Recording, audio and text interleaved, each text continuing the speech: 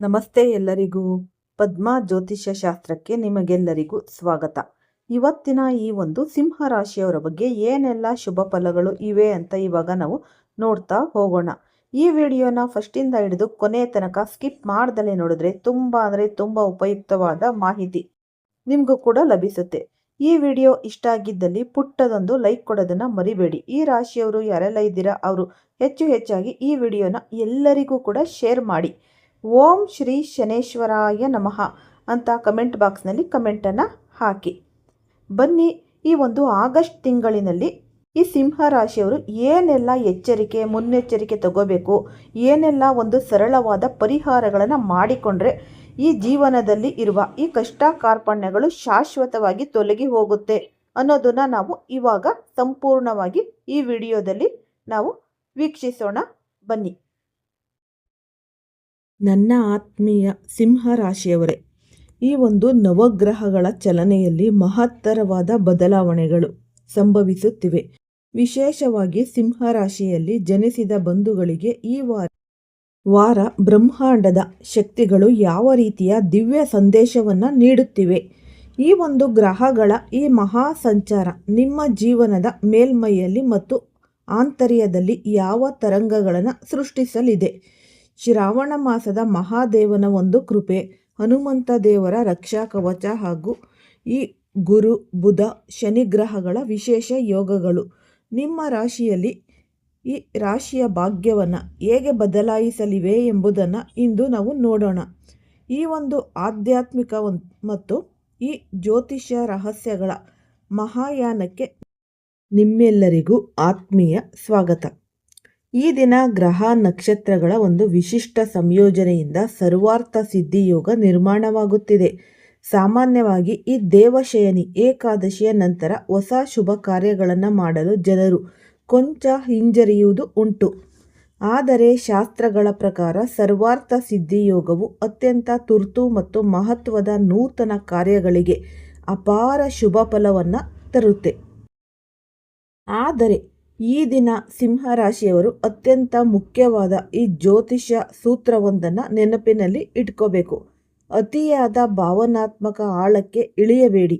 ಗ್ರಹಗಳ ಪ್ರಭಾವದಿಂದಾಗಿ ಸಣ್ಣ ಮಾತುಗಳು ನಿಮ್ಮ ಮನಸ್ಸಿಗೆ ತೀವ್ರ ಆಘಾತವನ್ನು ಉಂಟು ಮಾಡಬಹುದು. ಈ ಅವಧಿಯಲ್ಲಿ ಪ್ರತಿಯೊಂದು ಸನ್ನಿವೇಶವನ್ನು ಅತಿಯಾಗಿ ವಿಶ್ಲೇಷಿಸುವುದು ಅಥವಾ ಪ್ರತಿಯೊಬ್ಬರ ನಡವಳಿಕೆಯನ್ನು ಆಳವಾಗಿ ಅಗೆದು ನೋಡುವುದು ನಿರಾಸೆಗೆ ಕಾರಣವಾಗಬಹುದು. ಈ ಬಾಹ್ಯ ಸಮತೋಲನ ಕಾಯ್ದುಕೊಳ್ಳಿ. ಆದಷ್ಟು ಪ್ರಪಂಚದ ವ್ಯವಹಾರಗಳಲ್ಲಿ ಮೇಲ್ಮೈ ಸ್ಥಿರತೆ ಕಾಪಾಡಿಕೊಳ್ಳುವುದು ನಿಮ್ಮ ಶಾಂತಿಗೆ ಅತಿ ಅಗತ್ಯ. ಪರಿಸ್ಥಿತಿಯನ್ನು ಹೆದರದೆ ಮೇಲ್ನೋಟಕ್ಕೆ ಕಾಣುವ ಸತ್ಯಗಳನ್ನು ಸ್ವೀಕರಿಸಿ ನೀವು ಆದಷ್ಟು ಮುನ್ನಡೆಯಿರಿ. ಈ ಶ್ರಾವಣ ಮಾಸದಲ್ಲಿ ಬರುವುದರಿಂದ ಇದು ಒಂದು ರುದ್ರಾವತಾರಿಯಾದ ಶ್ರೀ ಹನುಮಂತನ ದೇವರ ಹಾಗೂ ಪರಮೇಶ್ವರನ ದಿವ್ಯ ಆರಾಧನೆಗೆ ಅತ್ಯುತ್ತಮ ಸಮಯ. ಈ ಶ್ರಾವಣ ಮಾಸ ಈ ಮಂಗಳ ಗ್ರಹದ ತೀವ್ರತೆಯನ್ನು ತಗ್ಗಿಸಲು ಸುಂದರ ಕಾಂಡ ಪಠಣ ಅಥವಾ ಹನುಮಾನ್ ಚಾಲೀಸವನ್ನು ಭಕ್ತಿಯಿಂದ ಜಪಿಸಿ. ಈ ತುಳಸಿದಾಸರು ಹೇಳಿದಂತೆ ಆದಷ್ಟು ಈ ಹನುಮಾನ್ ಗೋಸಾಯಿ ಕೃಪಾಕರೋ ಗುರುದೇವಕಿ ನಾಯಿ ಕಲಿಗಾಲದಲ್ಲಿ ನಮಗೆ ಸಿಗುವ ಅತಿ ದೊಡ್ಡ ರಕ್ಷಣೆ ಎಂದರೆ ಅದು ಹನುಮಂತನ ಒಂದು ಅಪ್ರಮೇಯ ಒಂದು ಕೃಪೆ ಅನ್ನಬಹುದು. ಈ ಬುಧಾದಿತ್ಯ ಯೋಗ ಮತ್ತು ಭಾವನಾತ್ಮಕ ಈ ಒಂದು ಗಡಿ ಅಂತಾನೆ ಅನ್ನಬಹುದು. ಈ ಆಗಸ್ಟ್ 5 ಅಂದರೆ ಬುಧವಾರ ಶ್ರಾವಣ ಕೃಷ್ಣ ಪಕ್ಷದ ಸಪ್ತಮಿ ತಿಥಿಯಂದು ಜ್ಯೋತಿಷ್ಯ ಮಂಡಲದಲ್ಲಿ ಮತ್ತೊಂದು ಪ್ರಮುಖ ಘಟನೆ ಅನ್ನೋದು ನಡೆಯುತ್ತೆ. ಬುಧ ಗ್ರಹ ಸೂರ್ಯನೊಂದಿಗೆ ವಿಲೀನಗೊಂಡು ಅತ್ಯಂತ ಶಕ್ತಿಶಾಲಿ ಬುಧಾದಿತ್ಯ ಯೋಗ ಇದನ್ನು ರೂಪಿಸಲಿದೆ. ಇದರ ಜೊತೆಗೆ ಬೃಹಸ್ಪತಿ ಗುರು ದಿವ್ಯ ದೃಷ್ಟಿಯು ಈ ಯೋಗದ ಮೇಲೆ ಬೀರಲಿದೆ. ಈ ಸಂಚಾರದ ಪರಿಣಾಮಗಳು ಹಾಗೂ ಜಾಗರೂಕತೆ. ಆಪ್ತರಿಂದಲೇ ನಿರೀಕ್ಷಾಭಂಗದ ಸಾಧ್ಯತೆ. ನೀವು ಯಾರನ್ನ ಅತ್ಯಂತ ಹೆಚ್ಚಾಗಿ ನಂಬುತ್ತೀರೋ ಅಥವಾ ಯಾರಿಂದ ಹೆಚ್ಚಿನ ನಿರೀಕ್ಷೆ ಇಟ್ಟುಕೊಳ್ಳುತ್ತೀರೋ ಅವರಿಂದ ಸಣ್ಣ ಮಟ್ಟದ ಮನಸ್ತಾಪ ಅಥವಾ ನಿರಾಸೆ ಉಂಟಾಗುವ ಯೋಗ ಕೂಡ ಇದೆ. ಆದ್ದರಿಂದ ಪ್ರತಿಯೊಬ್ಬರೂ ಅತಿಯಾದ ನಿರೀಕ್ಷೆ ಇಟ್ಟುಕೊಳ್ಳುವುದನ್ನು ಆದಷ್ಟು ತಪ್ಪಿಸಿ. ಈ ಗುಪ್ತ ಜ್ಞಾನ ಮತ್ತು ರಹಸ್ಯಗಳ ಒಂದು ಅನಾವರಣ. ಬುಧಾದಿತ್ಯ ಯೋಗವು ಸಿಂಹರಾಶಿಯವರಿಗೆ ಹೊಸ ವಿಷಯಗಳನ್ನು ಕಲಿಯುವ, ಗುಪ್ತ ಸತ್ಯಗಳನ್ನು ಅರಿಯುವ ಮತ್ತು ವ್ಯಾವಹಾರಿಕವಾಗಿ ಹೊಸ ಹಾದಿಗಳನ್ನು ಕಂಡುಕೊಳ್ಳುವ ಪ್ರಚಂಡ ಬುದ್ಧಿಶಕ್ತಿಯನ್ನು ನೀಡುತ್ತೆ. ಸರಿಯಾದ ಮುನ್ನೆಚ್ಚರಿಕೆ ವಹಿಸಿದರೆ ಈ ಅವಧಿಯಲ್ಲಿ ಆಸ್ತಿ ಪಾಸ್ತಿಗಳಲ್ಲಿ ಯಶಸ್ಸು ಹಾಗೂ ಹಳೆಯ ಸಂಬಂಧಗಳನ್ನು ಸುಧಾರಿಸಿಕೊಳ್ಳುವ ಅವಕಾಶಗಳು ನಿಮ್ಮದಾಗಲಿವೆ. ನಿಮ್ಮ ಕೊರಳಿನಲ್ಲಿ ಅರಿಶಿಣದಿಂದ ಪೂಜಿಸಿದ ಹಳದಿ ದಾರವನ್ನು ಧರಿಸುವುದು ಅಥವಾ ಕುತ್ತಿಗೆಗೆ ಹಳದಿ ತಿಲಕವನ್ನು ಹಚ್ಚಿಕೊಳ್ಳುವುದು ಅತ್ಯಂತನೇ ಶುಭ. ಧಾರ್ಮಿಕ ಸ್ಥಳಗಳಲ್ಲಿ ಅಥವಾ ಅನಾಥಾಶ್ರಮಗಳಲ್ಲಿ ನಿರ್ಗತಿಕರಿಗೆ ಹಳದಿ ಬಣ್ಣದ ಆಹಾರ, ಅನ್ನ, ಬೇಳೆ ಅಥವಾ ಈ ಒಂದು ಸಿಹಿ ದಾನ ಮಾಡುವುದರಿಂದ ಬುಧ ಹಾಗೂ ಗುರುಗ್ರಹಗಳ ಅಶುಭ ಪ್ರಭಾವಗಳು ಶಾಶ್ವತವಾಗಿ ದೂರವಾಗುತ್ತೆ. ಈ ಉಚ್ಚ ಚಂದ್ರನ ಪ್ರಭಾವ ಮತ್ತು ಧೈರ್ಯದ ಒಂದು ಉದಯ. ಆಗಸ್ಟ್ 7ರ ಶುಕ್ರವಾರ ನವಮಿ ತಿಥಿಯಂದು ಚಂದ್ರನು ತನ್ನ ಉಚ್ಚ ರಾಶಿಯನ್ನು ಪ್ರವೇಶಿಸಲಿದ್ದಾನೆ. ಉಚ್ಚ ಸ್ಥಿತಿಯಲ್ಲಿರುವ ಚಂದ್ರನು ಸಿಂಹರಾಶಿಯವರ ಮಾನಸಿಕ ಸ್ಥೈರ್ಯವನ್ನು ಅಪಾರವಾಗಿ ಹೆಚ್ಚಿಸಲಿದ್ದಾನೆ. 48 ಗಂಟೆಗಳ ಸ್ವರ್ಣಮಯ ಒಂದು ಅವಧಿ. ಈ ಬರುವ 48 ಗಂಟೆಗಳಲ್ಲಿ ನಿಮ್ಮ ಕೆಲಸಗಳಲ್ಲಿ ಅದ್ಭುತ ಚೇತರಿಕೆ ಕಂಡುಬರಲಿದೆ. ಹಳೆಯ ಗೊಂದಲಗಳು ಬಗೆಹರಿದು ನಿಮ್ಮ ಆಲೋಚನೆಗಳಲ್ಲಿ ಸ್ಪಷ್ಟತೆ ಮೂಡುತ್ತೆ. ಶ್ರಮಕ್ಕೆ ತಕ್ಕ ಪ್ರತಿಫಲ. ನೀವು ಪಟ್ಟ ಶ್ರಮಕ್ಕೆ ಈಗ ಸೂಕ್ತ ಫಲ ದೊರೆಯುವ ಸಮಯ. ಧೈರ್ಯದಿಂದ ಹೊಸ ನಿರ್ಧಾರಗಳನ್ನು ಕೈಗೊಳ್ಳಿ. ಚಂದ್ರನ ಉಚ್ಚಸ್ಥಾನವು ಶುಭ ತಂದರೂ ಅನಗತ್ಯ ಖರ್ಚುಗಳನ್ನು ಹೆಚ್ಚಿಸಬಹುದು. ನಿಮ್ಮ ಆಯ ವ್ಯಯಗಳ ಮೇಲೆ ಸೂಕ್ತ ನಿಯಂತ್ರಣವಿಲ್ಲದಿದ್ದರೆ ಆರ್ಥಿಕ ತೊಂದರೆ ಎದುರಾಗಬಹುದು. ಆಗಸ್ಟ್ 8 ಶನಿವಾರ. ಈ ಶನಿದಯ್ಯ ಪರಿಹಾರ ಮತ್ತು ಪುಷ್ಯ ನಕ್ಷತ್ರದ ಒಂದು ಪ್ರವೇಶ. ಈ ಆಗಸ್ಟ್ 8 ಶನಿವಾರ ದಶಮಿ ತಿಥಿಯಂದು ಬುಧ ಗ್ರಹವು ಅತ್ಯಂತ ಪವಿತ್ರವಾದ ಪುಷ್ಯ ನಕ್ಷತ್ರಕ್ಕೆ ಪ್ರವೇಶಿಸಲಿದೆ. ಈಗಾಗಲೇ ಗುರುಗ್ರಹವು ಪುಷ್ಯ ನಕ್ಷತ್ರದಲ್ಲೇ ಸ್ಥಿತವಾಗಿದೆ. ಆದರೆ ಪ್ರಸ್ತುತ ಶನಿದೇವನು ವಕ್ರ ನಡೆಯಲಿದ್ದು ಸಿಂಹರಾಶಿಯವರಿಗೆ ದಯ್ಯಾದ ಪ್ರಭಾವ ಮುಂದುವರಿಯುತ್ತಿದೆ.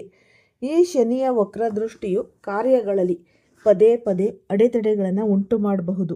ಆದ್ದರಿಂದ ಶನಿದೇವನನ್ನು ಒಲಿಸಿಕೊಳ್ಳುವುದು ಸಿಂಹರಾಶಿಯವರಿಗೆ ಅತಿ ಅಗತ್ಯ. ಅಂದರೆ ಈ ಶನಿದಯ್ಯಗೆ ಮಹಾ ಪರಿಹಾರಗಳು ನಾವು ನೋಡೋಣ. ಈ ದಾನ ಧರ್ಮ. ಶನಿವಾರದಂದು ಕಪ್ಪು ಎಳ್ಳು, ಕಬ್ಬಿಣದ ವಸ್ತುಗಳು, ಕಪ್ಪು ವಸ್ತ್ರ ಅಥವಾ ಈ ಸಪ್ತಧಾನ್ಯ 7 ಬಗೆಯ ಧಾನ್ಯಗಳು ದಾನವನ್ನಾಗಿ ನೀವು ಕೊಡಿ. ಮಂತ್ರ ಜಪ. ಈ ಶಕ್ತಿಶಾಲಿ ಶನಿ ಮಂತ್ರವನ್ನು ಕನಿಷ್ಠ 108 ಬಾರಿ ಜಪಿಸಿ. ಓಂ ಪ್ರಾಂ ಪ್ರೀಂ ಪ್ರೌಂ ಸಹ ಶನೇಶ್ವರಾಯ ನಮಃ. ಶನಿದೇವನ ಕೃಪೆಯಿಂದ ಪ್ರತಿಯೊಂದು ವಿಘ್ನವು ನಿವಾರಣೆಯಾಗಿ ಯಶಸ್ಸು ನಿಮ್ಮದಾಗುತ್ತೆ. ಈ ಆಗಸ್ಟ್ 9 ಈ ಕಾಮದ ಏಕಾದಶಿ. ಈ ಮಂಗಲ, ಚಂದ್ರ, ಯೋಗ ಮತ್ತು ತುಳಸಿ ಪವಿತ್ರತೆ ಅನ್ಬಹುದು. ಈ ಅತ್ಯಂತ ಪವಿತ್ರವಾದ ಏಕಾದಶಿ ತಿಥಿ ಅಂದರೆ ಕಾಮದ ಏಕಾದಶಿ ವಿರಾಜಮಾನನಾಗಿರೋದು. ಈ ದಿನ ನವಗ್ರಹ ಮಂಡಲದಲ್ಲಿ ಮಂಗಳ ಮತ್ತು ಚಂದ್ರರ ಮಂಗಳಕರ ಸಂಯೋಜನೆಯಾಗುತ್ತಿದೆ. ಚಂದ್ರನು ನಮಗೆ ಮನಸ್ಸಿನ ಶಾಂತಿ ಹಾಗೂ ಸ್ಥಿರತೆಯನ್ನು ನೀಡಿದರೆ ಮಂಗಳನು ಶೌರ್ಯ ಮತ್ತು ಪರಾಕ್ರಮವನ್ನು ನೀಡುತ್ತಾನೆ. ಈ 2 ಗ್ರಹಗಳು ಒಂದಾಗುವುದರಿಂದ ಸಿಂಹರಾಶಿಯವರಿಗೆ ಆಂತರಿಕ ಧೈರ್ಯ ಮತ್ತು ದೈಹಿಕ ಬಲದ ಅದ್ಭುತ ಸಮ್ಮಿಲನ ಉಂಟಾಗಲಿದೆ. ಈ ದಿನ ನೀವು ಅಂದುಕೊಂಡ ಕಾರ್ಯಗಳನ್ನು ಪೂರ್ಣಗೊಳಿಸಲು ಪ್ರಚಂಡ ಶಕ್ತಿಯನ್ನು ಸಿಗುತ್ತೆ. ಈ ಕಾಮದ ಏಕಾದಶಿಯ ಪವಿತ್ರ ದಿನದಂದು ಶ್ರೀ ಮಹಾವಿಷ್ಣುವಿನ ಆರಾಧನೆಯು ಸರ್ವ ಇಷ್ಟಾರ್ಥಗಳನ್ನು ಸಿದ್ಧಿಗೊಳಿಸುತ್ತೆ. ಓಂ ನಮೋ ನಾರಾಯಣಾಯ ಎಂಬ ದಿವ್ಯ ಮಂತ್ರವನ್ನು ಶ್ರದ್ಧೆಯಿಂದ ಜಪಿಸಿ. ಏಕಾದಶಿಯಂದು ಶ್ರೀಹರಿಗೆ ತುಳಸಿ ಮತ್ತು ಈ ತುಳಸಿ ದಳಗಳನ್ನು ಅರ್ಪಿಸುವುದು ಅತ್ಯಂತನೇ ಶ್ರೇಷ್ಠ. ಆದರೆ ನೆನಪಿರಲಿ, ಈ ದಿನ ರವಿವಾರವಾಗಿದೆ. ರವಿವಾರದ ದಿನ ಈ ತುದಿಯಲ್ಲಾಗಲಿ ಅಥವಾ ಎಲೆಯಲ್ಲಾಗಲಿ ಜೀವಂತ ತುಳಸಿ ಗಿಡವನ್ನು ಸ್ಪರ್ಶಿಸುವುದು, ತಾಪಿಸುವುದು ಅಥವಾ ಎಲೆಗಳನ್ನು ಕೀಳುವುದು ಶಾಸ್ತ್ರಗಳ ಪ್ರಕಾರ ಮಹಾಪಾಪ. ರವಿವಾರ ಈ ತುಳಸಿ ಗಿಡದಿಂದ ಎಲೆ ಕಿತ್ತರೆ ಮನೆಯಿಂದ ಶ್ರೀ ಮಹಾಲಕ್ಷ್ಮಿ ನಿರ್ಗಮಿಸುತ್ತಾಳೆ ಎಂಬ ನಂಬಿಕೆ ಕೂಡ ಇದೆ. ಆದ್ದರಿಂದ ಶನಿವಾರವೇ ಬಿದ್ದು ಹೋದ ಅಥವಾ ಮುಂಚಿತವಾಗಿ ಕಿತ್ತು ಇಟ್ಟುಕೊಂಡ ತುಳಸಿ ದಳಗಳನ್ನು ಮಾತ್ರ ಪೂಜೆಗೆ ನೀವು ಬಳಸಿ. ಆಗಸ್ಟ್ 10 ಸೋಮವಾರ. ಈ ಸೋಮ ಪ್ರದೋಷ, ರಾಹುಭ್ರಮೆ ನಿವಾರಣೆ ಮತ್ತು ಉಚ್ಚ ಗುರುವಿನ ಒಂದು ಉದಯ. ಈ ಆಗಸ್ಟ್ 10ರ ಸೋಮವಾರ ಶ್ರಾವಣ ಮಾಸದ ದ್ವಾದಶಿ ಮತ್ತು ತ್ರಯೋದಶಿ ತಿಥಿಗಳ ಸುಂದರ ಮಿಲನವಾಗುತ್ತಿದೆ. ಈ ದಿನ ಸೋಮ ಪ್ರದೋಷ ಯೋಗವು ಒಂದೂಡಿ ಬರ್ತಾ ಇರುವುದು. ಈ ಬಾರಿ ಈ ತ್ರಯೋದಶಿ ತಿಥಿ ಕ್ಷಯವಾಗುತ್ತಿರುವುದರಿಂದ ಇದು ಪರಮೇಶ್ವರನ ದಿವ್ಯ ಪೂಜೆಗೆ ಅತ್ಯಂತ ವಿಶಿಷ್ಟವಾದ ಸಂಧಿಕಾಲವಾಗಿದೆ. ಸಿಂಹ ರಾಶಿಯವರ ಪ್ರಸ್ತುತ ಗ್ರಹಚಾರದಲ್ಲಿ ರಾಹುವಿನ ದುಷ್ಟ ಪ್ರಭಾವದಿಂದಾಗಿ ಮನಸ್ಸಿನಲ್ಲಿ ಅತಿಯಾದ ಗೊಂದಲ, ಸಂಶಯ ಹಾಗೂ ಭ್ರಮೆಯ ವಾತಾವರಣ ನಿರ್ಮಾಣವಾಗುತ್ತಿದೆ. ಕಣ್ಣೆದುರೇ ಇರುವ ಸತ್ಯವನ್ನು ಅಥವಾ ಸರಿಯಾದ ವ್ಯಕ್ತಿಯನ್ನು ಗುರುತಿಸಲು ನಿಮಗಾಗದಿರಬಹುದು. ಈ ಸೋಮ ಪ್ರದೋಷದಂದು ಶ್ರಾವಣ ಸೋಮವಾರದ ವ್ರತವನ್ನಾಚರಿಸಿ ಶಿವಲಿಂಗಕ್ಕೆ ಹಾಲು, ಮೊಸರು, ತುಪ್ಪ ಅಥವಾ ಪವಿತ್ರ ಜಲದಿಂದ ರುದ್ರಾಭಿಷೇಕವನ್ನು ಮಾಡಿ. ಓಂ ನಮಃ ಶಿವಾಯ ಜಪವು ನಿಮ್ಮ ಮನಸ್ಸಿನ ಎಲ್ಲ ಭ್ರಮೆಗಳನ್ನು ಸುಟ್ಟು ಭಸ್ಮ ಮಾಡುತ್ತೆ. 12 ವರ್ಷಗಳ ನಂತರ ಉಚ್ಚ ಗುರುವಿನ ಮಹಾ ಉದಯ. ಬ್ರಹ್ಮಾಂಡದಲ್ಲಿ ನಡೆಯುತ್ತಿರುವ ಅತ್ಯಂತ ದೊಡ್ಡ ಪವಾಡವೆಂದರೆ ದೇವಗುರು ಬೃಹಸ್ಪತಿಯು ಕರ್ಕಾಟಕ ರಾಶಿಯಲ್ಲಿ ಉಚ್ಚ ಸ್ಥಾನಕ್ಕೇರಿ 25 ದಿನಗಳ ಅಸ್ತಂಗತ ಸ್ಥಿತಿಯ ನಂತರ ಈಗ ಪೂರ್ಣ ತೇಜಸ್ಸಿನಿಂದ ಉದಯಿಸಿದ್ದಾನೆ. 12 ವರ್ಷಗಳ ನಂತರ ಜರುಗಿರುವ ಈ ಗುರು ಉದಯವು 2027ರವರೆಗೆ ಅತ್ಯಂತ ಶುಭ ಪ್ರಭಾವಗಳನ್ನು ನೀಡುತ್ತೆ. ಜ್ಯೋತಿಷ್ಯದ ಒಂದು ಮೂಢನಂಬಿಕೆ ಮತ್ತು ರತ್ನಗಳ ಸತ್ಯಸಂಗತಿ. ಸಾಮಾನ್ಯವಾಗಿ ಜ್ಯೋತಿಷಿಗಳು ಗುರುಬಲಕ್ಕಾಗಿ ಈ ಕನಕ ಪುಷ್ಯರಾಗ ಅಥವಾ ಈ ಒಂದು ಹುಸಿ ರತ್ನಗಳನ್ನು ಧರಿಸಲು ಸಲಹೆ ನೀಡ್ತಾರೆ. ಆದರೆ ಪ್ರಸ್ತುತ ಮಾರುಕಟ್ಟೆಯಲ್ಲಿ 90% ರತ್ನಗಳು ನಕಲಿ ಅಥವಾ ಲ್ಯಾಬ್ನಲ್ಲಿ ತಯಾರಿಸಿದ ಗಾಜುಗಳಾಗಿವೆ. ನಕಲಿ ರತ್ನಗಳನ್ನು ತೊಡುವುದರಿಂದ ಯಾವುದೇ ದೈವಿಕ ಲಾಭವು ನಿಮಗೆ ಸಿಗಲ್ಲ. ಈ ಗುರುಬಲ ಅನ್ನೋದು ಹೆಚ್ಚಿಸಲು ಈ ಒಂದು ಶಾಸ್ತ್ರೋಕ್ತ ಮತ್ತು ಈ ತುಂಬ ಮಹಾ ಪರಿಹಾರಗಳು ನಾವು ನೋಡೋಣ. ಅರಿಶಿಣ ಮತ್ತು ಕೇಸರಿಯ ಸಿದ್ಧಿ. ನಿಕಟವಾಗಿ ಪ್ರತಿದಿನ ಸ್ನಾನ ಮಾಡುವ ನೀರಿಗೆ ಸ್ವಲ್ಪ ನೀವು ಅರಿಶಿಣದ ಪುಡಿ ಹಾಕಿ ಸ್ನಾನ ಮಾಡಿ. ಹಣೆಗೆ ಅರಿಶಿಣ ಅಥವಾ ಕುಂಕುಮದ ತಿಲಕವನ್ನು ನೀವು ಧರಿಸಿ. ಕೇವಲ ದ್ರವ್ಯಕ್ಕಿಂತ ಮಂತ್ರಕ್ಕೆ ಪ್ರಚಂಡ ಶಕ್ತಿ ಇರುತ್ತೆ. ದಿನವೂ ಈ ಮಂತ್ರವನ್ನು ಜಪಿಸಿ. ಗುರುಮಂತ್ರ: ಓಂ ಗ್ರಾಂ ಗ್ರೀಂ ಗ್ರಂ ಸಹ ಗುರುವೇ ನಮಃ. ಅರಿಶಿಣದ ಕೊಂಬು ಮತ್ತು ಬಾಳೆ ಮರದ ಪೂಜೆ. ಹಳದಿ ದಾರದಲ್ಲಿ ಒಣ ಅರಿಶಿಣದ ಕೊಂಬನ್ನು ಕಟ್ಟಿ ಕೊರಳಿನಲ್ಲಿ ಅಥವಾ ಬಲಗೈಗೆ ಧರಿಸಿ. ಪ್ರತಿಯೊಂದು ಗುರುವಾರ ಬಾಳೆ ಮರಕ್ಕೆ ನೀರೆರೆದು ನಮಸ್ಕರಿಸಿ. ಧಾರ್ಮಿಕ ಕೇಂದ್ರಗಳಿಗೆ ಅಥವಾ ಬಡ ಮಕ್ಕಳಿಗೆ ಹಳದಿ ಬಣ್ಣದ ಹಣ್ಣು ಬಾಳೆಹಣ್ಣು ದಾನ ಮಾಡಿ. ಈ ಒಂದು ಗ್ರಹಗಳ ಗ್ರಹಚಾರ ಮತ್ತು ಶ್ರಾವಣದ ಮಹಾ ಕಾಳರಾತ್ರಿ ಆಗಸ್ಟ್ ತಿಂಗಳಲ್ಲಿ ಈ ವಾರದಲ್ಲಿ ಈ ಶ್ರಾವಣ ಮಾಸದ ಅವಧಿಯಲ್ಲಿ ಬರೀ ಸಿಂಹರಾಶಿಯವರ ವ್ಯಕ್ತಿಗತ ಜಾತಕ ಅಷ್ಟೇ ಅಲ್ಲ, ಇಡೀ ಜಗತ್ತಿನ ಗ್ರಹ ಮಂಡಲದಲ್ಲೇ ಭೀಕರವಾದ ತರಂಗಗಳು ಏಳುತ್ತಿವೆ. ಈ ಜ್ಯೋತಿಷ್ಯ ಶಾಸ್ತ್ರದ ದೃಷ್ಟಿಕೋನದಿಂದ ನೋಡಿದರೆ ಗ್ರಹಗಳ ಈ ಮಹಾ ಸಂಚಾರ ಪ್ರಕೃತಿ ಮತ್ತು ಮಾನವ ಸಮಾಜದ ಮೇಲೆ ಮಹತ್ತರವಾದ ಪ್ರಭಾವ ಬೀರಲಿದೆ. ಶುಕ್ರ ಗ್ರಹದ ದೌರ್ಬಲ್ಯ ಮತ್ತು ಜಾಗತಿಕ ಒಂದು ಕ್ಷೋಭೆ. ಶ್ರಾವಣ ಮತ್ತು ಆಷಾಢ ಮಾಸಗಳ ಈ ಒಂದು ಸಂಧಿಕಾಲದಲ್ಲಿ ಶುಕ್ರ ಗ್ರಹವು ಕನ್ಯಾ ರಾಶಿಯನ್ನು ಪ್ರವೇಶಿಸಿ ಅತ್ಯಂತ ದುರ್ಬಲ ಕ್ಷೀಣ ಸ್ಥಿತಿಗೆ ತಲುಪಿದೆ. ಈ ಶಾಸ್ತ್ರಗಳ ಪ್ರಕಾರ ಒಂದೇ ಮಾಸದಲ್ಲಿ 5 ಗುರುವಾರಗಳು 5 ಬೃಹಸ್ಪತಿ ವಾರಗಳು ಒದಗಿ ಬಂದರೆ ಅದು ಜಗತ್ತಿನಲ್ಲಿ ಅಜಾರಕತೆ, ಯುದ್ಧದ ಒಂದು ಭೀತಿ, ಆರ್ಥಿಕ ಹಿಂಜರಿತ ಮತ್ತು ರಾಜಕೀಯ ಸ್ಥಿರತೆಯ ಅಭಾವವನ್ನು ಸೂಚಿಸುತ್ತೆ. ಪ್ರಸ್ತುತ ಈ ಮಧ್ಯಪ್ರಾಚ್ಯ ಯುರೋಪ್ ಭಾಗಗಳಲ್ಲಿ ನಡೆಯುತ್ತಿರುವ ಮಹಾಯುದ್ಧದ ಸನ್ನಿವೇಶಗಳು, ಈ ಜಾಗತಿಕ ತೈಲ ಬೆಲೆ ಏರಿಕೆ ಮತ್ತು ಹಣದುಬ್ಬರಕ್ಕೆ ಗ್ರಹಗಳ ಒಂದು ಈ ವಕ್ರ ಸಂಚಾರವೇ ಮುಖ್ಯ ಕಾರಣ. ಅತಿಯಾದ ಮಳೆ, ಪ್ರಕೃತಿ ವಿಕೋಪ ಮತ್ತು ಜಲ ಪ್ರಳಯದಂತಹ ಸನ್ನಿವೇಶಗಳು ಪ್ರಚಂಡದಾದ್ಯಂತ ಹೆಚ್ಚಾಗುತ್ತವೆ. ಹಾಗಾಗಿ ಈ ಶನಿ ಮಹಾತ್ಮನು ಮುಂದಿನ 4.5 ತಿಂಗಳುಗಳ ಕಾಲ ವಕ್ರಸ್ಥಿತಿಯಲ್ಲೇ ಮುಂದುವರಿಯಲಿದ್ದಾನೆ. ಇದು ವಿಶ್ವದಾದ್ಯಂತ ಆರ್ಥಿಕ ಮಂದಗತಿಯನ್ನು ಸೃಷ್ಟಿಸುತ್ತೆ. ಆದರೆ ಸಿಂಹರಾಶಿಯವರು ಎದೆಗುಂದಬೇಕಿಲ್ಲ, ಏಕೆಂದರೆ ಶಿವನ ಈ ಪರಮ ಭಕ್ತರಾದ ಹನುಮಂತ ಮತ್ತು ರುದ್ರನ ಕೃಪೆ ನಿಮ್ಮ ಮೇಲೆ ಇದ್ದಾಗ ಎಂತಹದ್ದೇ ಜಾಗತಿಕ ಸಂಕಟ ಬಂದರೂ ನಿಮ್ಮ ಆರ್ಥಿಕ ಮತ್ತು ಕುಟುಂಬದ ಭದ್ರತೆಗೆ ಯಾವುದೇ ಧಕ್ಕೆ ಉಂಟಾಗುವುದಿಲ್ಲ. ಈ ಶ್ರಾವಣ ಮಾಸದಲ್ಲಿ ಕೇವಲ ಒಂದು ಚೊಂಬು ಪವಿತ್ರ ಜಲದಿಂದ ಶಿವಲಿಂಗಕ್ಕೆ ಅಭಿಷೇಕ ಮಾಡಿದರೆ ಸಾಕು, ಜನ್ಮ ಜನ್ಮಾಂತರಗಳ ಪಾಪಗಳು ದೂರವಾಗುತ್ತೆ ಎನ್ನುವುದಕ್ಕೆ ನಮ್ಮ ವೇದ ಉಪನಿಷತ್ತುಗಳಲ್ಲಿ ಅತ್ಯಂತ ಈ ಒಂದು ಮಾರ್ಮಿಕವಾದ ಕಥೆಯೊಂದಿದೆ. ಈ ಕಥೆಯು ನಿಮ್ಮ ಮನಸ್ಸಿನಲ್ಲಿರುವ ನಿರಾಶೆಯನ್ನು ತೊಡೆದುಹಾಕಿ ನಂಬಿಕೆಯ ಹೊಸ ದಾರಿಯನ್ನು ದೀಪದಂತೆ ಬೆಳಗಿಸುತ್ತೆ. ಪೂರ್ವಕಾಲದಲ್ಲಿ ಪರಮ ಪಾಪಿಯಾಗಿದ್ದ, ನಿತ್ಯವೂ ದುರುಚಾರ, ಸುಳ್ಳು ಮತ್ತು ಮದ್ಯಪಾನದಲ್ಲೇ ಮುಳುಗಿದ್ದ ವ್ಯಕ್ತಿಯೊಬ್ಬ ಇದ್ದ. ಆತನ ಜೀವನದಲ್ಲಿ ಯಾವುದೇ ಧರ್ಮ ಅಥವಾ ಭಕ್ತಿಯ ಲೋಷವು ಇರಲಿಲ್ಲ. ಒಂದು ರಾತ್ರಿ ಆತ ಅತ್ಯಂತ ಮದ್ಯಪಾನ ಮಾಡಿ ವೇಶ್ಯೆಯ ಮನೆಗೆ ಹೋಗುವ ತೀವ್ರ ಆತುರದಲ್ಲಿದ್ದ. ಆತನ ಕೈಯಲ್ಲಿ ನಶೆಯ ನಡುವೆಯೂ ಕೊಂಡುಕೊಂಡಿದ್ದ ಪುಷ್ಪಮಾಲೆ, ತಾಂಬೂಲ ಮತ್ತು ಸಿಹಿ ತಿಂಡಿಗಳು ಇದ್ದುವು. ಕತ್ತಲೆಯಲ್ಲಿ ಕಾಲು ಜಾರಿ ದೇವಾಲಯದ ಅಂಗಳದಲ್ಲಿದ್ದ ಕಲ್ಲಿಗೆ ತಲೆ ಚೆಚ್ಚಿ ಬಿದ್ದ. ರಾತ್ರಿಯಿಡೀ ರಕ್ತಸ್ಥಿರವಾಗಿ ಮೂರ್ಛೆ ಹೋಗಿ ಬಿದ್ದಿದ್ದ. ಆತನಿಗೆ ಮುಂಜಾನೆ ಬೆಳಗಾಗುವ ಪ್ರಜ್ಞೆ ಬಂದಿತು. ಕಣ್ಣು ಬಿಟ್ಟು ನೋಡಿದಾಗ ಎದುರಿಗಿದ್ದದ್ದು ದಿವ್ಯವಾದ ಶಿವಲಿಂಗ.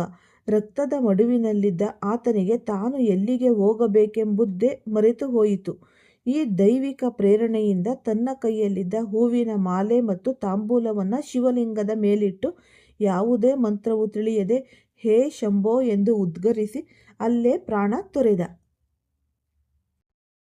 ಯಮಧರ್ಮರಾಜನ ದರ್ಬಾರ್ ಮತ್ತು 2.5 ಗಳಿಗೆಯ ಇಂದ್ರಸ್ತನ ಯಮಲೋಕದಲ್ಲಿ ಚಿತ್ರಗುಪ್ತ ಮತ್ತು ಆ ಕರ್ಮದ ಆತನ ಕರ್ಮ ಓಲೆಯನ್ನು ಬಿಚ್ಚಿ ನೋಡಿ ಯಮಧರ್ಮರಾಯನಿಗೆ ಹೀಗೆಂದ: ಪ್ರಭು, ಈತ ಜೀವನವಿಡೀ ಮಹಾಪಾಪಗಳನ್ನು ಮಾಡಿದ್ದಾನೆ. ಸುದೀರ್ಘ ಕಾಲ ನರಕಯಾತನೆ ಅನುಭವಿಸಲೇಬೇಕು. ಆದರೆ ಪ್ರಾಣ ಹೋಗುವ ಕೇವಲ ಅರ್ಧ ಕ್ಷಣದ ಮೊದಲು ಅಜ್ಞಾತದಲ್ಲೇ ಆದರೂ ಏಕಾಗ್ರತೆಯಿಂದ ಶಿವಲಿಂಗಕ್ಕೆ ಪುಷ್ಪ ಅರ್ಪಿಸಿದ್ದಕ್ಕಾಗಿ ಈತನಿಗೆ 2.5 ಗಳಿಗೆ ದೇವಲೋಕದ ಇಂದ್ರಾಸನದ ಮಹಾಪುಣ್ಯ ಲಭಿಸಿದೆ. ಯಮರಾಜನು ಆತನಿಗೆ ಇಂದ್ರಾಸನವನ್ನು ನೀಡಿದಾಗ ಆ ವ್ಯಕ್ತಿ ಕೇವಲ ಆ 2.5 ಗಳಿಗೆಯಲ್ಲಿ ಸ್ವರ್ಗದ ಸಮಸ್ತ ಭೋಗಗಳನ್ನು ಅನುಭವಿಸುವ ಬದಲು ತನಗೆ ಸಿಕ್ಕ ಇಂದ್ರನ ಸರ್ವಾಧಿಕಾರವನ್ನು ಬಳಸಿ ಸ್ವರ್ಗದ ಕಾಮಧೇನು, ಉಚ್ಚೈಶ್ವರ್ಯ, ಕುದುರೆ ಮತ್ತು ಸ್ವರ್ಗದ ಸಮಸ್ತ ನಿಧಿಗಳನ್ನು ಮಹರ್ಷಿ ವಸಿಷ್ಠ ಮತ್ತು ಶುಕ್ರಾಚಾರ್ಯರಿಗೆ ದಾನ ಮಾಡಿ ಸಂಪೂರ್ಣ ತ್ರಿಲೋಕದ ಸಾಮ್ರಾಜ್ಯವನ್ನೇ ಮಹಾದೇವನ ಚರಣಗಳಿಗೆ ಅರ್ಪಿಸಿಬಿಟ್ಟ. ಈ ಕಥೆಯ ಅಂತರಂಗದ ಸಂದೇಶ ಭಾವನೆಯಿಲ್ಲದೆ ಅಜ್ಞಾತದಲ್ಲಿ ಮಾಡಿದ ಒಂದು ಸಣ್ಣ ಶಿವಾರ್ಪಣೆಗೆ ಅಷ್ಟೊಂದು ಪ್ರಚಂಡ ಶಕ್ತಿ ಇರುತ್ತೆ ಎಂದಾದರೆ, ಶ್ರೇಷ್ಠವಾದ ಈ ಒಂದು ಶ್ರಾವಣ ಮಾಸದಲ್ಲಿ ಭಕ್ತಿ ಮತ್ತು ಶ್ರದ್ಧೆಯಿಂದ ಪರಮೇಶ್ವರನಿಗೆ ಈ ಜಲಾರ್ಪಣೆ ಮಾಡುವ ಸಿಂಹರಾಶಿಯವರ ಭಾಗ್ಯವನ್ನು ಬದಲಾಯಿಸಲು ಈ ಬ್ರಹ್ಮಾಂಡದಲ್ಲಿ ಯಾರಿಂದ ತಾನೇ ಸಾಧ್ಯ? ಈ ಸಿಂಹರಾಶಿಯವರ ವಾರಾಂತ್ಯದ ಭಾಗ್ಯೋದಯ ಮತ್ತು ಈ ಒಂದು ಮಹಾಸಿದ್ಧಿ ಸೂತ್ರಗಳು. ಈ ಶ್ರಾವಣ ಮಾಸದ ಮಹಾವಾರದಲ್ಲಿ ಸಿಂಹರಾಶಿಯವರು ಕೈಗೊಳ್ಳಬೇಕಾದ ಅಂತಿಮ ಯಶಸ್ಸಿನ ಮಹಾಸೂತ್ರಗಳು ನಾವು ನೋಡೋಣ. ಮನಸ್ಸಿಗೆ ಭ್ರಮೆಗೆ ತಡೆಯನ್ನು ಹಾಕಿ ರಾಹುವಿನ ದುಷ್ಟ ಪ್ರಭಾವದಿಂದಾಗಿ ಉಂಟಾಗುವ ಅನುಮಾನಗಳನ್ನು ಬದಿಗಿಟ್ಟು ಪ್ರತ್ಯಕ್ಷವಾಗಿ ಕಾಣುವ ಕೆಲಸಗಳ ಮೇಲೆ ಗಮನವನ್ನು ಹರಿಸಿ ಪ್ರತಿಯೊಂದು ಗುರುವಾರ ಹಳದಿ ದಾರ, ಅರಿಶಿಣ ಮತ್ತು ಬಾಳೆ ಮರದ ಆರಾಧನೆಯಿಂದ ನಿರುದ್ಯೋಗ, ಸಾಲದ ಬಾಧೆ ಮತ್ತು ಆರ್ಥಿಕ ಸಂಕಷ್ಟಗಳು ಮಂಜಿನಂತೆ ಕರಗುತ್ತವೆ. ಈ ಸೋಮ ಪ್ರದೋಷದ ದಿವ್ಯ ಶಕ್ತಿ. ಆಗಸ್ಟ್ 10ರ ಸೋಮ ಪ್ರದೋಷದಂದು ಮನೆಯಲ್ಲೇ ಶಿವಲಿಂಗಕ್ಕೆ ಕ್ಷೀರಾಭಿಷೇಕವನ್ನು ಮಾಡಿ ಓಂ ನಮಃ ಶಿವಾಯ ಎಂದು ಜಪಿಸಿ. ನಿಮ್ಮ ಶ್ರಮ, ಭಕ್ತಿ ಮತ್ತು ಸರಿಯಾದ ಮಾರ್ಗದರ್ಶನ ಒಂದಾದರೆ ಈ ಶ್ರಾವಣ ಮಾಸವು ನಿಮ್ಮ ಜೀವನದ ಸುವರ್ಣ ಅಧ್ಯಾಯಕ್ಕೆ ನಾಂದಿಯನ್ನು ಹಾಡುತ್ತೆ. ಈ ಶ್ರಾವಣ ಮಾಸದ ವಾರವು ಸಿಂಹರಾಶಿಯವರ ಜೀವನದಲ್ಲಿ ಕೇವಲ ಒಂದು ವಾರದ ಈ ಫಲ ಸಂಹಿತೆ ಅಲ್ಲ. ಇದು ಮುಂಬರುವ 2027ರ ವರೆಗಿನ ಸುದೀರ್ಘ ಆರ್ಥಿಕ ಮತ್ತು ವೃತ್ತಿಪರ ಬದಲಾವಣೆಗಳಿಗೆ ಗಟ್ಟಿ ಅಡಿಪಾಯ ಹಾಕುವ ಮಹತ್ವದ ದಿನಗಳು ಅಂತಲೇ ಅನ್ನಬಹುದು. ಆಸ್ತಿ ಮತ್ತು ಸಂಪತ್ತಿನ ದ್ವಾರಗಳು ತೆರೆಯಲಿವೆ. ಇಂದಿನ ಕೆಲವು ತಿಂಗಳುಗಳಿಂದ ಸ್ಥಗಿತಗೊಂಡಿದ್ದ ಆಸ್ತಿ ಖರೀದಿ, ಜಮೀನು ಮಾರಾಟ ಅಥವಾ ಹಳೆಯ ಹೂಡಿಕೆಗಳ ವಿಚಾರದಲ್ಲಿ ದೊಡ್ಡ ಮಟ್ಟದ ಶುಭ ವಾರ್ತೆಗಳು ಲಭಿಸಲಿವೆ. ಈ ವಾರಸಿನ ಆಸ್ತಿಯಲ್ಲಿನ ವಿವಾದಗಳು ಬಗೆಹರಿದು ನಿಮ್ಮ ಪರವಾಗಿ ತೀರ್ಪು ಬರುವ ಸಾಧ್ಯತೆ ಕೂಡ ದಟ್ಟವಾಗಿ ಇದೆ. ಉದ್ಯೋಗ ಮತ್ತು ಉದ್ಯಮದಲ್ಲಿ ಪ್ರಗತಿ. ವೃತ್ತಿ ರಂಗದಲ್ಲಿ ನಿಮ್ಮ ಮೇಲಾಧಿಕಾರಿಗಳು ಮತ್ತು ಸಹೋದ್ಯೋಗಿಗಳೊಂದಿಗೆ ಇದ್ದ ಮನಸ್ತಾಪಗಳು ದೂರವಾಗುತ್ತವೆ. ನೂತನ ಉದ್ಯೋಗಾವಕಾಶಗಳು, ಬಡ್ತಿ ಹಾಗೂ ವಿದೇಶಿ ಪ್ರಯಾಣದ ಹೆಬ್ಬಾಗಿಲುಗಳು ತೆರೆಯಲಿವೆ. ಸ್ವಂತ ಉದ್ಯಮ ನಡೆಸುತ್ತಿರುವವರಿಗೆ ನಿರೀಕ್ಷಿತ ಆರ್ಥಿಕ ಲಾಭ ದೊರೆಯುತ್ತೆ. ಕುಟುಂಬದಲ್ಲಿ ಶಾಂತಿ ಮತ್ತು ಕಾರ್ಯಸಿದ್ಧಿ. ಮನೆಯಲ್ಲಿ ಸಾಂಸಾರಿಕ ಗೊಂದಲಗಳು ಶಮನವಾಗಿ ಸೌಹಾರ್ದಯುತ ವಾತಾವರಣ ನಿರ್ಮಾಣವಾಗಲಿದೆ. ಈ ಕೌಟುಂಬಿಕ ಕಾರ್ಯಕ್ರಮಗಳು ಅಥವಾ ಧಾರ್ಮಿಕ ಸಮಾರಂಭಗಳು ವಿಜೃಂಭಣೆಯಿಂದ ನಿಮ್ಮ ಮನೆಯಲ್ಲಿ ನೆರವೇರಲಿದೆ. ಅಸಾಧ್ಯ ಸಾಧಕ ಸ್ವಾಮಿನ್ ಅಸಾಧ್ಯಂ ತವಕಿಂ ವದ ರಾಮದೂತ ದಯಾಸಿಂಧು ಮತ್ಕಾರ್ಯ ಸಾಧಾಯ ಪ್ರಭೋ. ಅಂದ್ರೆ ಇದರರ್ಥ, ಜೀವನದಲ್ಲಿ ಎಷ್ಟೇ ಕಟು ಈ ಒಂದು ತುಂಬಾ ಕಷ್ಟಗಳಿದ್ರೂ ನಾವು ಅಸಾಧ್ಯವಾದದ್ದು ಸಾಧ್ಯ ಮಾಡ್ಕೊಳ್ಳೋದೇ ನಮ್ದು ಒಂದು ಜೀವನ ಅಲ್ವಾ. ಹಾಗಾಗಿ ಎಲ್ಲಾ ಕಷ್ಟ ಕಾರ್ಪಣ್ಯಗಳಿಂದ ನೀವು ಹೊರಗಡೆ ಬರಬೇಕು ಅಂದ್ರೆ ಆದಷ್ಟು ಈ ಸರಳವಾದ ನೀವು ಈ ಪರಿಹಾರಗಳನ್ನ ಜೀವನದಲ್ಲಿ ಮಾಡಬೇಕು, ಅಳವಡಿಸಿಕೊಳ್ಬೇಕು. ಜೀವನದಲ್ಲಿ ನಂಬಿಕೆ ಮತ್ತು ತಾಳ್ಮೆ ಇದ್ದಲ್ಲಿ ನೀವು ಉನ್ನತ ಸ್ಥಾನಕ್ಕೆ ಏರ್ತೀರಾ. ನೀವು ಏನೇ ಅನ್ಕೊಂಡಿದ್ರು, ಸುಮಾರು ವರ್ಷಗಳಿಂದ ಈ ನೆನೆಗುದಿಗೆ ಬಿದ್ದಿದ್ದ ಕೆಲಸಗಳು ಹಾಗೆ ಇದ್ರೂ ಕೂಡ ಆ ಕೆಲಸಗಳು ಕೂಡ ನಿಮ್ಗೆ ಕೈಗೂಡುತ್ತೆ. ಈ ಧನ ಲಾಭ ಅನ್ನೋದು, ಆರ್ಥಿಕ ಲಾಭ ಅನ್ನೋದು ಆಗ್ತಾ ಹೋಗುತ್ತೆ.